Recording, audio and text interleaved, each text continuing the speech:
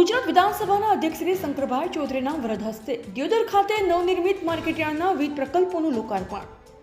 ગુજરાત વિધાનસભાના અધ્યક્ષ શ્રી શંકરભાઈ ચૌધરીના વરદ હસ્તે આજે દિયોદર ખાતે નવનિર્મિત માર્કેટયાર્ડના વિવિધ પ્રકલ્પોનું લોકાર્પણ કરવામાં આવ્યું. અધ્યક્ષ શ્રી શંકરભાઈ ચૌધરીએ માર્કેટયાર્ડના મુખ્ય પ્રવેશ દ્વાર, સરદાર પટેલની પ્રતિમાનું અનાવરણ, ભોજનાલય, ઓફિસ બિલ્ડિંગ અને ખેડૂત વિશ્રામ ગૃહનું લોકાર્પણ કર્યું હતું. તેમજ રિમોટ દ્વારા દિયોદર માર્કેટયાર્ડના લોગોને ખુલ્લો મૂક્યો હતો. આ પ્રસંગે અધ્યક્ષ શ્રી શંકરભાઈ ચૌધરીએ જણાવ્યું હતું કે બનાસકાંઠા જિલ્લાનું સહકારી ક્ષેત્રનું સંગઠિત માળખું દેશ દુનિયામાં બેમિસાલ છે. ગલબા કાકાએ વાવેલ બનાસ ડેરીનું બીજ આજે વટવૃક્ષ થયું છે. પરોપકારનું કામ કરવાથી પુણ્ય જમા થાય છે. આપણે સૌ નિષ્કામ ભક્તિથી, કર્મયોગથી સંસ્થાકીય માળખાને સમૃદ્ધ કર્યું છે.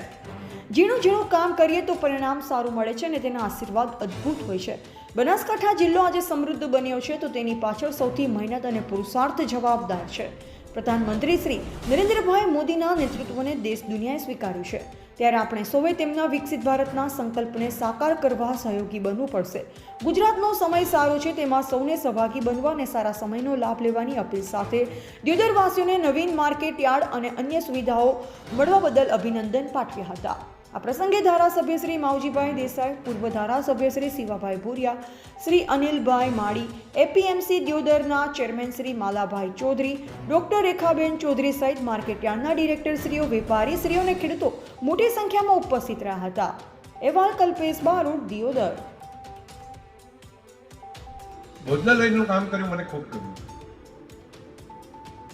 અને આને ડોક્ટર રસ લઈને તમે સારું કરી શકશો અને ખૂબ આગળ વધારો કામને.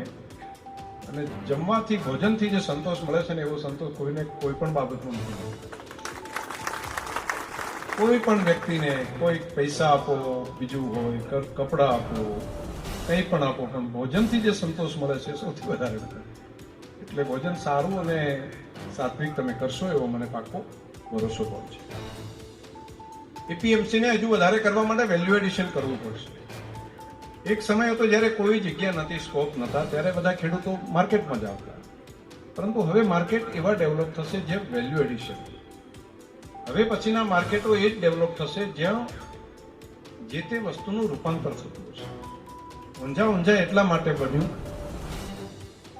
ખાલી માલ લઈને આપતા તેને લીધે નથી થયું. તેના વેપારીઓએ ભરોસો ઉભો કર્યો.